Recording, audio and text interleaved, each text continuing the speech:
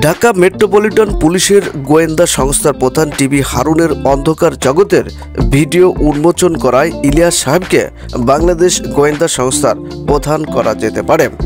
যদিও ইলিয়াস সাহেব বর্তমান সরকারকে নিয়ে নানা রকম সমালোচনা করছেন, এমনকি স্বাধীনতার স্থপতি বঙ্গবন্ধুকে নিয়ে অনেক কটূক্তিমূলক কথাও বলেছেন। এটার আমরা নিন্দা জানাই এবং শাস্তিও জানাই, কিন্তু সম্প্রতি সময় ওনার ভিতরে যে গভীর থেকে গভীর গোয়েন্দাগিরি করার অভিজ্ঞতা আছে, তিনি তা দেশের ও বিশ্বের মানুষের কাছে এই ডিবি হারুনের কুকর্ম প্রকাশ করে বিরাট মেধার পরিচয় দিয়েছেন। বাংলাদেশকে এই অপবিত্র মানুষের হাত থেকে বাঁচিয়েছেন।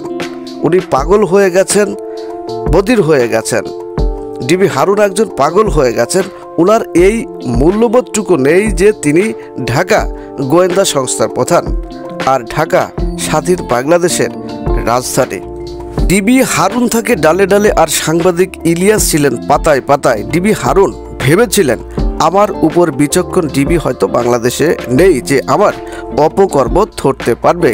কিছুদিন আগে দেখলাম সংসদ সদস্য আনার হত্যাকাণ্ডের রহস্য উন্মোচনের জন্য তিনি হেলিকপ্টারে করে ভারতের বনে বনে ঘুরলেন সরকারের কাছে ভালো থাকার জন্য, যাতে করে আমার অপকর্মগুলো প্রকাশ করতে কেউ যেন সাহস না পায়।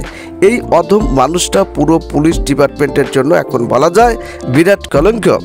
তিনি চাকরিকে পুঁজি করে বিগত দিনে এ ধরনের অপরাধ করেছেন কিনা সেটা বাংলাদেশ গোয়েন্দা সংস্থাকে বের করতে হবে।